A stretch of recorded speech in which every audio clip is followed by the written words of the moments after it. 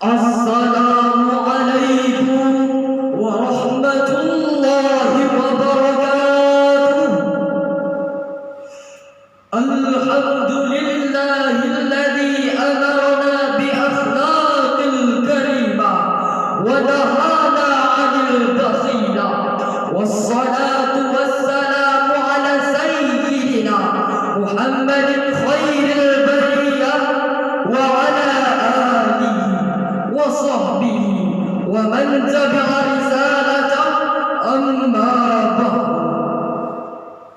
Segala puji bagi Allah yang telah menciptakan langit dengan tiada berdiam, menciptakan bumi dengan tiada bertani, menghiasi malam dengan keindahan bulan dan bintang, membentangkan laut dengan keindahan riak dan gelombang, dan telah mengajarkan manusia bagaimana mencari makan dan mengarungi bahtera kehidupan. Seolah berdikaikan salam, marilah sama-sama kita sanjung sedikan kemampuan alam Nabi besar Muhammad sallallahu alaihi wasallam. Dewan hadirin yang saya muliakan, izinkan saya membawa sebuah pidato yang berjudul meneladani akhlak Rasul dalam berdagang. Hadirin, Rasul adalah utusan Allah, sudah berjuang dengan susah payah, tak mengenal pasrah, apalagi mengalah. Demi Islam agama kita, Rasul berjuang bermandikan air mata. Demi agama kita, Rasul berjuang bermandikan keringat.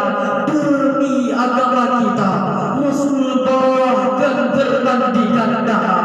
Karena itu hadirin, kita sebagai umatnya sungguh mengidolakan Rasul sebagai suri teladan yang baik dalam kehidupan kita.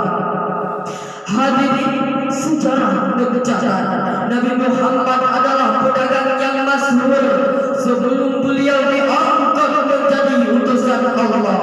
Bahkan beliau masih lajang, beliau sudah berpenghasilan sangat besar. Hadirin, publik mengenal Nabi Muhammad adalah seorang pedagang yang jujur.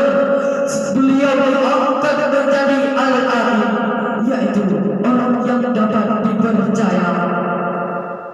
Hadirin, Rasul adalah contoh idola, manusia pembawa berita gembira kepada seluruh jagat raya, termasuk Indonesia tercinta dan Pulau Aceh milik kita.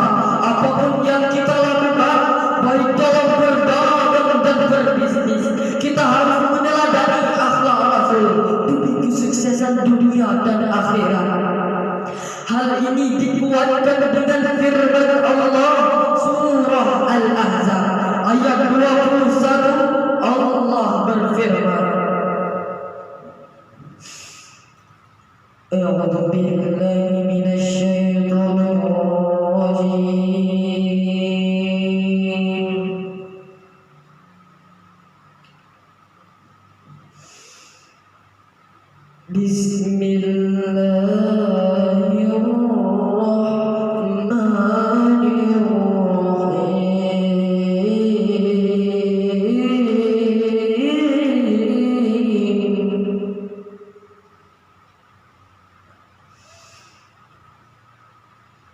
لقد كان لكم في رسول الله أسوة حسنة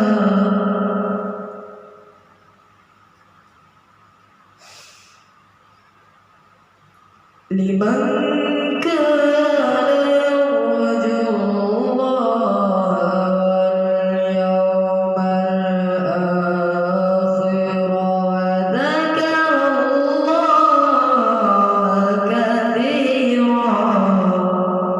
sungguh telah ada pada diri Rasulullah itu suri teladan yang baik bagimu, yaitu bagi orang-orang yang mengharap rahmat Allah dan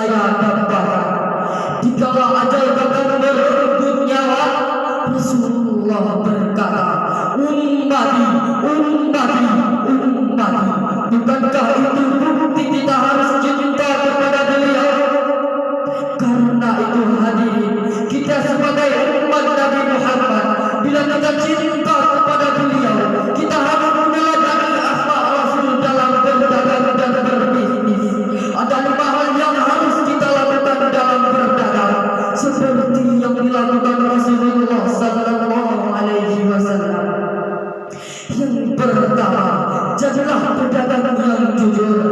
Kedua, jadilah pedagang yang ramah dan sabar.